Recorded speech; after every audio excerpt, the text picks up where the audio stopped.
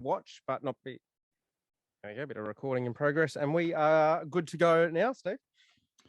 Mercedes-Benz of Melbourne ambassador I am, and so is Craig Williams, superstar jockey, who's in the middle of the Spring Racing Carnival.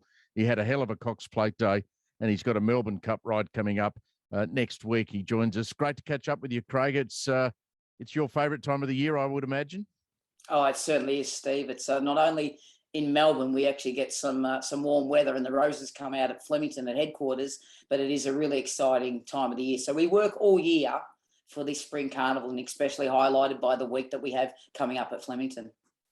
You won the Cup in 2019. How exciting is it to win a Melbourne Cup on Melbourne Cup Day? I mean, of course, you were on Vow and Declare. I think I had a little bit of money on you that day.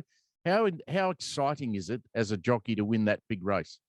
Well, I was brought up, Steve, in a racing family. So I was always brought up with racing, a horse in the backyard. My father was a jockey. My mum was he's a Harrison, and all of her brothers and sisters all hold trainers and jockeys license. So I was, and I've got two brothers, Jason and Damien. They both hold trainers license. So when you're brought up in a racing family, we all know about the Melbourne Cup and of course racing and the Spring Carnival. But when I had 16 attempts at it and I didn't win the race, not only is it a race that stops the nation for us here in Australia, and I hadn't won it, I just keep telling myself, like they think in Europe, say 20 years ago, that it's just another handicap. But now it's not just our race that stops the nation, and it's not just a world-targeted race from horses from all and owners all around the world, but it is actually the greatest race because it is life-changing. It really has changed my life. And I've won 11 championships and 7 Scobie Breezleys, and that is the race that actually does change your life. And even the people on the street that don't follow horse racing, they watch the Melbourne Cup, so it is a life-changing race. So in the jockeys room, when you hadn't won, did they give you curry about that? Did they say, "Oh, you haven't won a Melbourne Cup, mate. You haven't made it till you won a Melbourne Cup"? No, I'm a pretty big dog in that in that pool. So there's not too much. There's only one jockey who's got a bigger profile than me in my lucky career that I've had is Damien Oliver. So there's not too many that probably has a go at my my CV. But I can tell you that is one race that even if you haven't got all the others, I can see why that's the special race to win. Is there sledging in horse racing? Do jockeys sledge each other? Yeah, for small people that we are, small like in stature, we do. There is, everyone is different, and some jockeys like to work behind the scenes and mentally get into your head, and others. But we actually can talk, Steve, in a race like we're doing now on this Zoom interview. And providing there's not strong winds or bad weather, we can actually talk to riders beside us like we're having a conversation now. And it's what we do, and we do it really well. But it's a great time of year, and the competition's really hot it up. We're having interstate jockeys down now, which got through COVID, but no internationals this year. Craig, when did you realise that you might want to be a jockey? I mean, obviously, when you were a kid, you were small, but it's more than that. You've got to love horses, and you've got to have talent. That's in a nutshell. I was bred to be a jockey, and like I said, my two brothers now train. They stole my food, and I thank them every day of my life now. But Steve, I wanted to be my father. My father's a jockey, and he's my idol, and that's what I wanted to be. I wanted to be my father. And how proud of you is he? Well, that's one thing that I'm so thrilled for, that I get recognition and pride from my parents and my two brothers, and winning the Melbourne Cup, having them all on course. It was just amazing. I'm not where I am without having the support and the guidance from my family, the upbringing, the principles that they instilled in me, the work ethic that my father made me have. And that's got me to where I am now and keeps me where I am, and the team I have around me. And to share that with them, coming back in, being victorious in our greatest race, the Melbourne Cup, with Vow and Declare's gallant effort. And just after that great duel down the straight, a bit of competition, contact from the other horse. And then next stride, I was in front and just won our greatest race, the Melbourne Cup. And I must admit, I did have dark glasses on and I teared up underneath. It was a bit emotional, but it was 26 years in the saddle, 40, was it 40? I think I was 42 then, and 42 years of hard work and dreams, and it came true with Vound Claire's gallant effort that day. Growing up as a kid, what's the first Melbourne Cup winner that you remember? The reason I ask that question, I'm a lot older than you. So in the 60s, the Melbourne Cup, they would stop teaching us at school and put it on the radio, and the whole class would sit and listen. And you remember horses like Rain Lover, and I was from South Australia, so Bart Cummings was sort of this, statewide hero, and you had these really famous horses. And the Melbourne Cup has just grown and grown and grown, and now many more foreign horses. But can you remember watching your first Melbourne Cup and the horse that won it? I think the first one was Gurner's Lane, but my teachers always wanted to find out what the mail was going into Flemington Week, of course. But I think when I started going to school, I think we started having the day off. But if they started having the races on and stopping for that, maybe the first would have been the first discipline I would have got an A in. I would have thought is horse racing. So that was my chance at school. Give me 1 second, sorry. You're good. Keep going. And I do remember that's okay. I do remember that Gurner's Lane was named after an actual lane in Melbourne, and it was owned by a bunch of stockbrokers. That's how the name of the horse came about. Well, I remember Gurner's Lane's Melbourne Cup because the jockey's skull cover come off the back and it was flapping on the back, and I just thought that looked funny. So that's how I remember Gurner's Lane's Melbourne Cup win. How hard a race is it to compete in? I mean, it's obviously it's a handicap race and it's long. How physical is the Melbourne Cup? By that time of the year, all the jockeys are fit. We've been working for the last since the start of the new season, which comes up in the 1st of August, and working all the way through the wet months and then getting into the start of the spring. So all jockeys are fit when it comes to Melbourne Cup week. So it's not really strenuous on your body. It makes you most importantly that you don't get fatigued mentally, because again, Steve, it's just another race. You've got to go out with that attitude that it's still a 2-mile race at Flemington. The winning post doesn't move, and the objective is to be the first past the post second lap. So that's the simplest form that you've got to go into all these big races to make sure that you don't make it anything that it's not, because you don't need the extra pressure, and your horses sure as hell don't need that extra pressure as well. So it's really important that you just treat it like another race. But in the end, if you are lucky enough to win it, it is life-changing. But because it's so important, a lot of people try to make it more than what it is. But I was very fortunate when I won the Melbourne Cup. My instructions from an outside barrier draw with a horse with low weight, and we were really confident in a very competitive year. Danny O'Brien just said, go out and trust the horse. You know how to ride him, and go out and trust him. So we didn't have any, we always have our plans, but we weren't locked into specific plans. And I think that allowed me to really work with my horse, and we end up getting the right result and the best performance. For all of our MB of Melbourne owners and listeners who are listening to this interview, what's the process of an owner who owns an expensive horse? Because as we now know in the Melbourne Cup, all of those horses that are in there are very expensive horses to purchase. How do they choose who they want to ride it? Well, actually, it's probably no difference to actually when they go to the dealership at Mercedes-Benz Melbourne. They go there because they trust the brand. So they get someone that either breeds or advises them to buy into a horse that's bred from that outset. Then again, that goes to a trainer. So it goes to, they use the service department at Mercedes-Benz Melbourne. And then, of course, when it comes to the racetrack in regards to riding, trainers then have their jockeys. Owners also have their preferred riders. And then, of course, it's the negotiations. The same is probably what the Formula One races come out as. So we have sometimes we test drive the horses, and other times we just jump in for the first time and behind the wheel, and we're waiting for the lights to start and we're racing. So there's a lot that goes on. So leading into this week's Derby meeting, I've got 7 rides, and there's a few of those horses I've never ridden before. And there's a couple of those other horses that I've actually ridden all the way through their whole careers, or I've partnered in preparation work, or I've ridden them in previous races. So it is a mix. But the horse I ride in the Melbourne Cup, I've never been on his back. With my manager who books all my rides, He was very happy to book this horse early with his form through Stradivarius, who's one of the world's best sprinters. And he's got great form. And he only won a couple of starts ago, so he's a winner.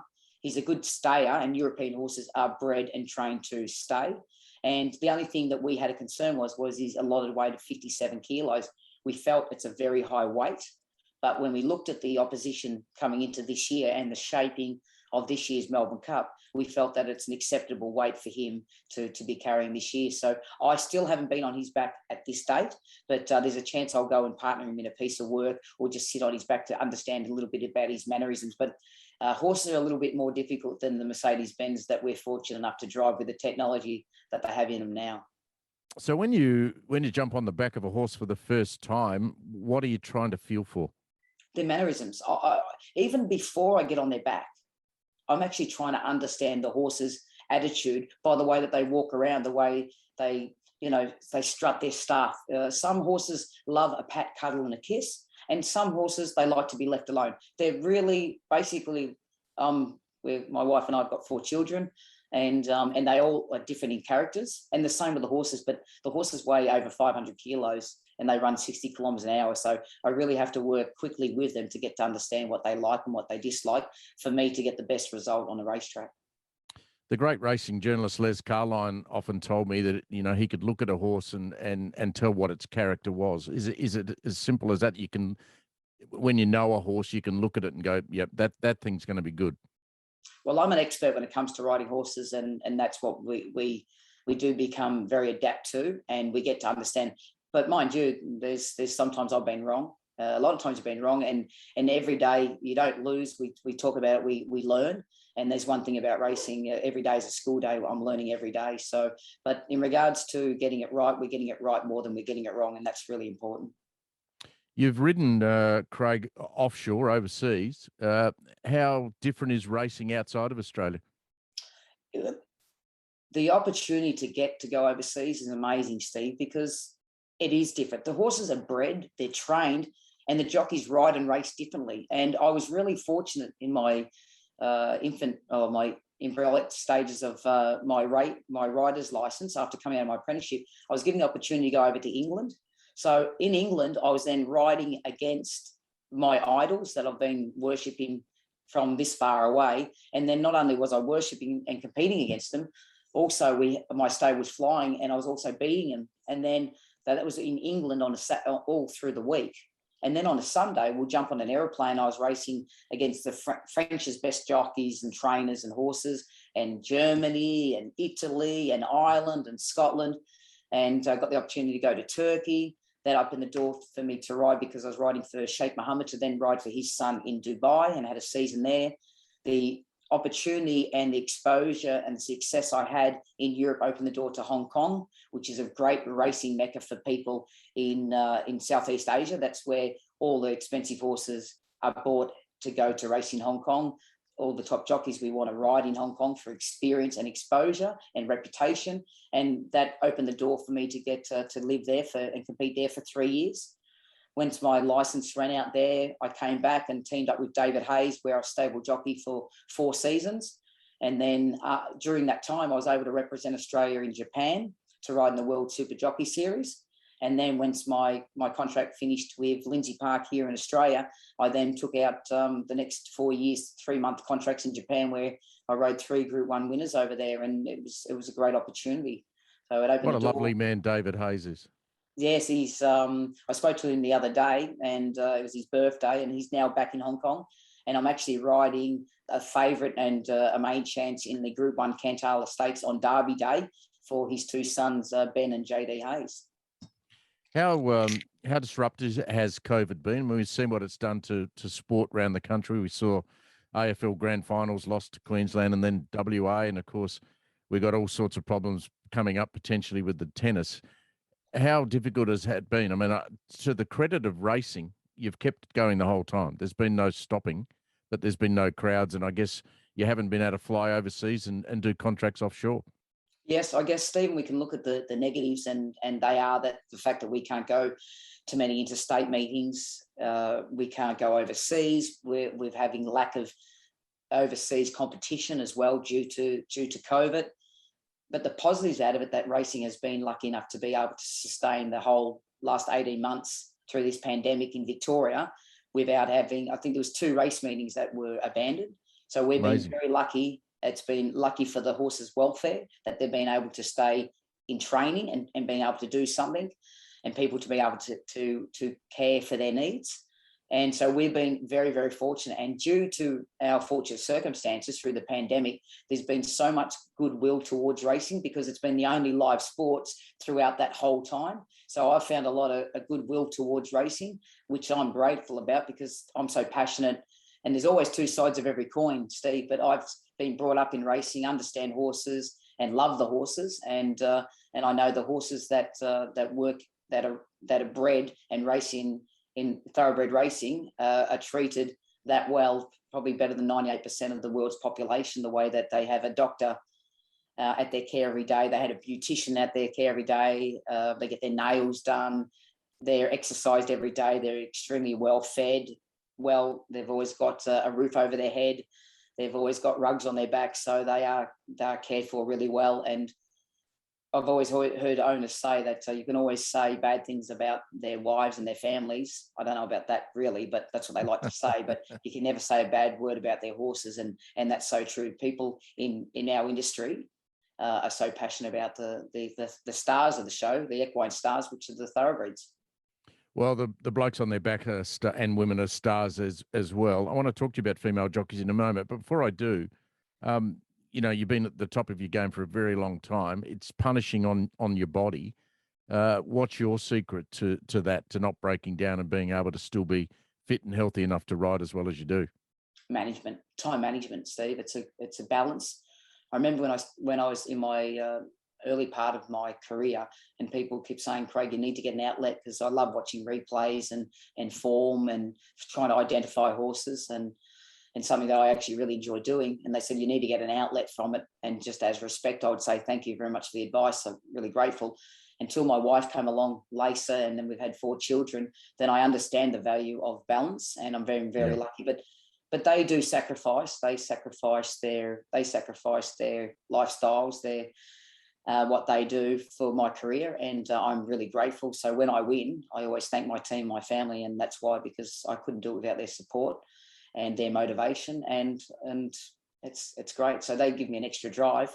I love doing what I do, Steve, and so most importantly, I don't have bad crashes and bad falls, and I can keep doing what I love. But I'm really lucky that I've got a business and I've got a team around me, and they've all got their roles, and they all play a pivotal part into my success come to race day.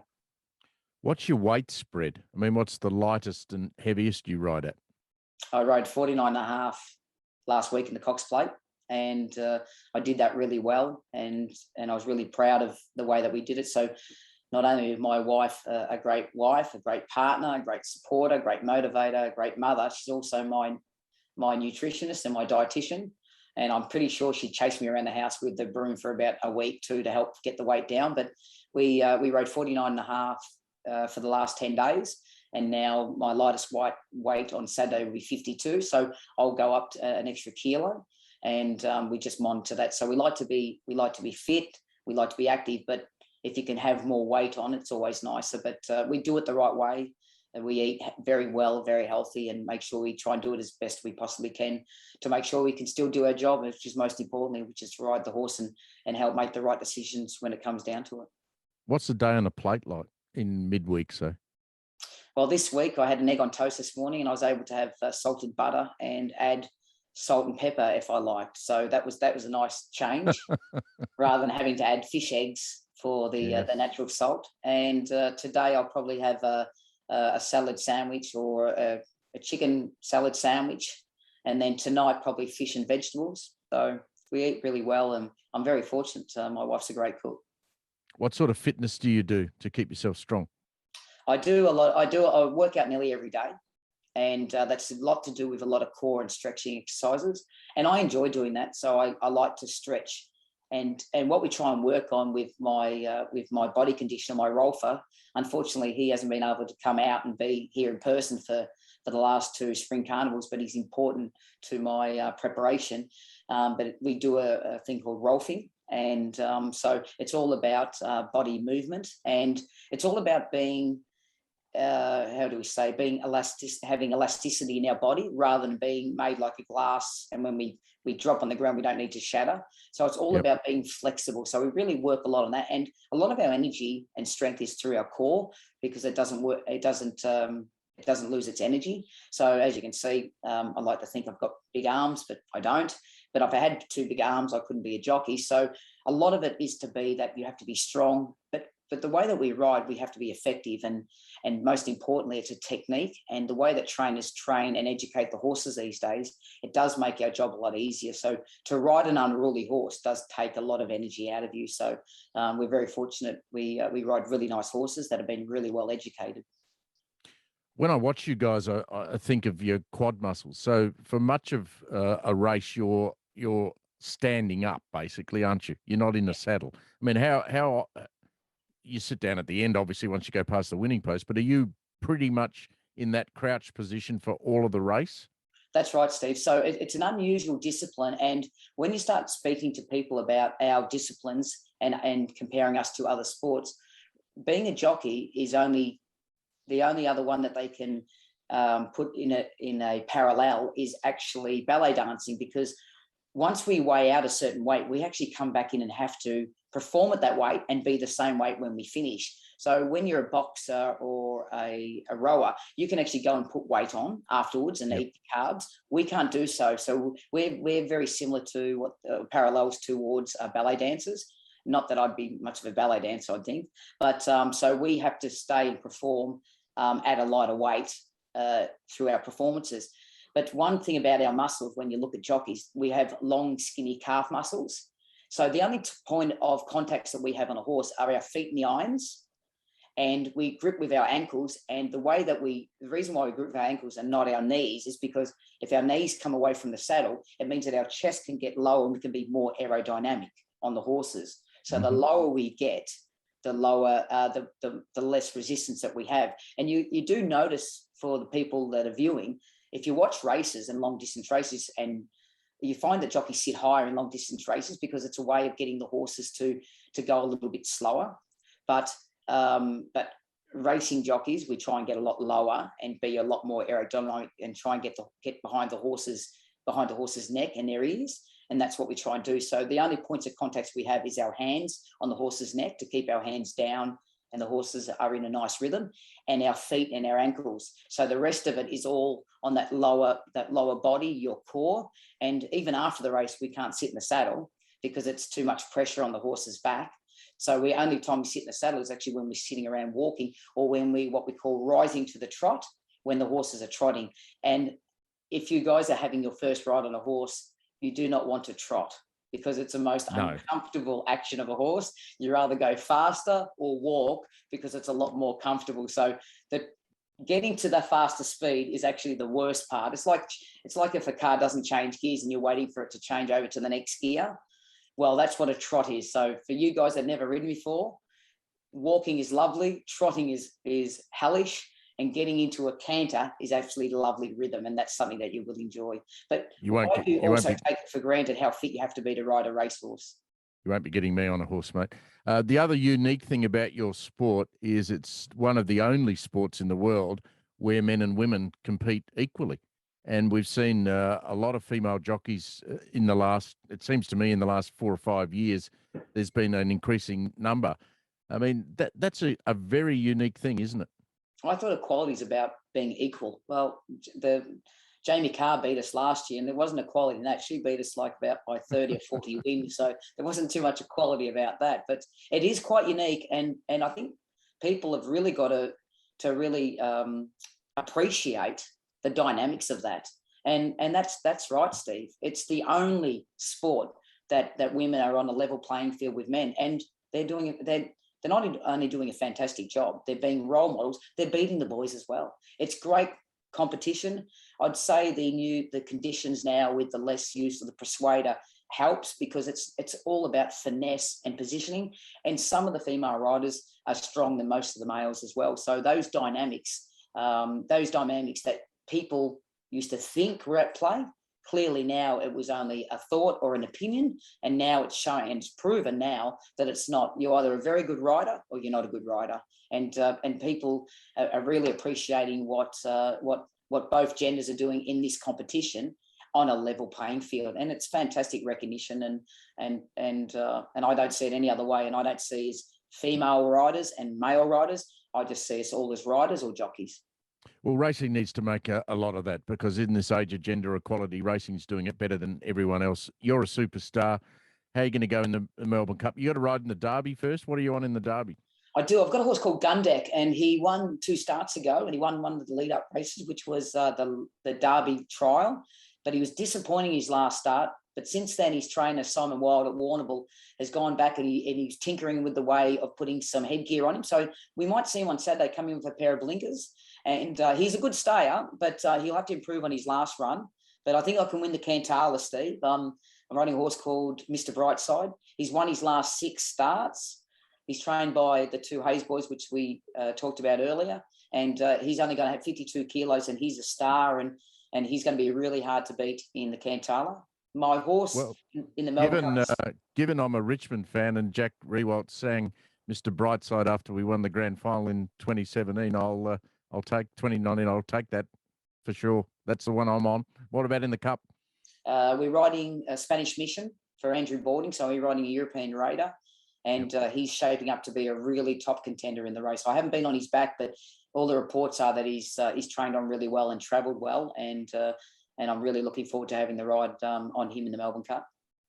You're a superstar, Craig. Thank you very much for joining us on this special edition for MB Melbourne, and look forward to talking to you again soon.